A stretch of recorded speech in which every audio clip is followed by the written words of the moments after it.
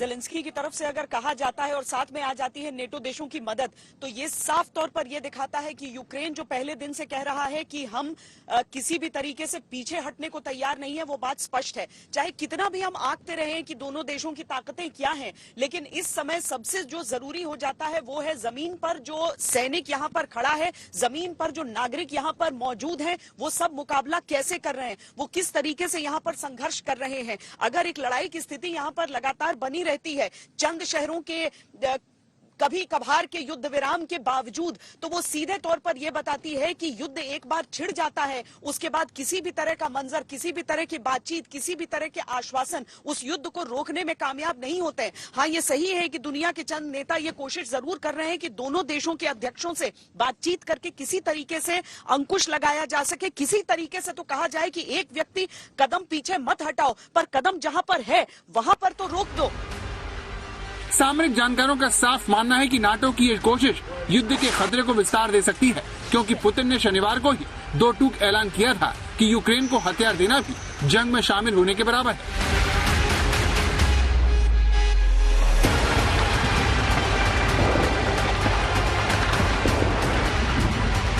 Мы слышим, что нужно сделать бесполетную зону на территории Украины. Сделать это невозможно на самой территории Украины. Можно только с территории каких-то соседних государств. Но любое движение в этом направлении будет нами рассматриваться как участие в вооруженном конфликте. Putin इससे पहले भी कई बार कह चुके हैं कि नाटो देश यूक्रेन की मदद के जरिए रूस को खत्म करना चाहते हैं, जिससे बचने के लिए उन्होंने यूक्रेन पर हमला बोला है और अपने परमाणु हथियारों को अलर्ट मोड पर रखने का ऐलान किया। अमेरिका और यूरोपीय संघ को पुतिन पहले ही चेता चुके हैं कि अगर उन्होंने युद्ध में दखल दिया तो अंजाम घातक होगा। A few important, very important words for those who may be tempted to interfere in the events taking place from the outside. Whoever tries to interfere with us, let alone create. लेकिन Putin की तरफ से इतनी कड़ी चेतावनी के बावजूद America और नाटो देश लगातार यूक्रेन को मदद पहुंचा रहे हैं। रूसी हवाई हमलों का मुकाबला करने के लिए नीदरलैंड्स यूक्रेन को रॉकेट लॉन्चर दे रहा है। Estonia anti tank missile javelin भेज रहा है। पोलैंड और लातविया सतह से हवा में मार करने वाली मिसाइल की आपूर्ति कर रहे हैं। चेक भी पीछे नहीं है, वो भी मशीन गन, स्नाइपर राइफल, पिस्तौल और अन्य हथियार भेज रहा है। यहाँ तक कि औपचारिक रूप से तटस्थ स्वीडन और फिनलैंड भी हथियारों की आपूर्ति कर रहे हैं। लंबे समय से युद्धग्रस्त क्षेत्र में हथियार भेजने से परहेज करने वाला जर्मनी भी स्टिंगर्स जैसे रॉकेट लॉन्चर रूस के खिलाफ यूक्रेन को दे रहा है।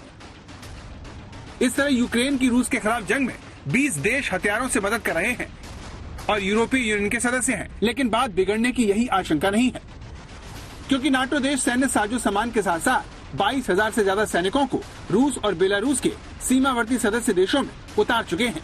रूस की किलेबंदी को पुख्ता करने के लिए स्पेन की तरफ से 370 एंटी टैंक ग्रेनेड लॉन्चर, हल्की मशीन गन और 7 लाख राउंड राइफल और मशीन गन की गोलियों की खेप को यूक्रेन की सीमा से सटे पोलैंड में उतारा गया है। रूस के खतरे को देखते हुए यूरोपीय यूनियन के देश डरे हुए हैं। उन्हें लग रहा है कि रूस को अगर यूक्रेन में नहीं रोका गया तो उसका हौसला बढ़ेगा और वो उसके दोस्तों को भी सताएगा। इसीलिए सारे देश एकजुटता दिखाने के लिए यूक्रेन की मदद कर रहे हैं। लेकिन इस तरह की कोशिश यूरोप में यूक्रेन से भी बड़े युद्ध के खतरे को तैयार कर रही है। रूस की तरफ से प्रतिकूल देशों की लिस्ट जारी की गई है, जिसमें अमेरिका, यूरोपीय यूनियन के सदस्य, ब्रिटेन और जापान को रखा गया है। देखिए, रूस की घेराबंदी मुझे लगता है सोशल मीडिया पे ज्यादा करी जा रही है। बिल्कुल अगर आप इसको ब्लैक एंड व्हाइट टर्म्स में देखें तो रूस की घेराबंदी किस तरह से करी जा रही है। सैंक्शंस का जरूर एक रोल है, और वो भी स्विफ्ट सैंक्शंस का, जिसमें सेंट्रल बैंक ऑफ रशिया जो है उसको सैंक्शन किया गया है। वो डेफिनेटली एक बहुत बड़ा कदम है जो पहले कभी किसी G20 इकोनॉमी के साथ नहीं उठाया गया है, क्योंकि ईरान, नॉर्थ कोरिया, वेनेजुएला, इनमें से कोई भी G20 इकोनॉमी नहीं है। तो ये एक बड़ा कदम है। लेकिन इस बात को आप हमें ध्यान रखना चाहिए कि कोई भी जो सैंक्शन है वो ऑयल और गैस का जो बिजनेस है इसके ऊपर नहीं लगाया गया है, और उन बैंक्स के ऊपर भी नहीं लगाया गया है जो सीधे सीधे रूस से ऑयल और गैस के बिजनेस को करते हैं। अमेरिका और ब्रिटेन से रूस की दुश्मनी पुरानी है, लेकिन यूरोपीय यूनियन के ज्यादातर देशों को अपने लिए प्रतिकूल देश बताना बहुत अहम बात है, क्योंकि जर्मनी से पुतिन के रिश्ते बेहतर बताए जाते थे। लेकिन यूक्रेन विवाद के बाद उसमें भी खटास आती दिख रही है, जिसने जानकारों की चिंता बढ़ा दी है। रक्षा अनुसंधान संस्थान रॉयल यूनाइटेड सर्विसेज इंस्टीट्यूट के उप निदेशक मैल्कम चाम्स कहते हैं, रूस को सबक सिखाने के लिए यूक्रेन का समर्थन करना अच्छा है, लेकिन पुतिन की प्रतिक्रिया भी उम्मीद से परे होगी।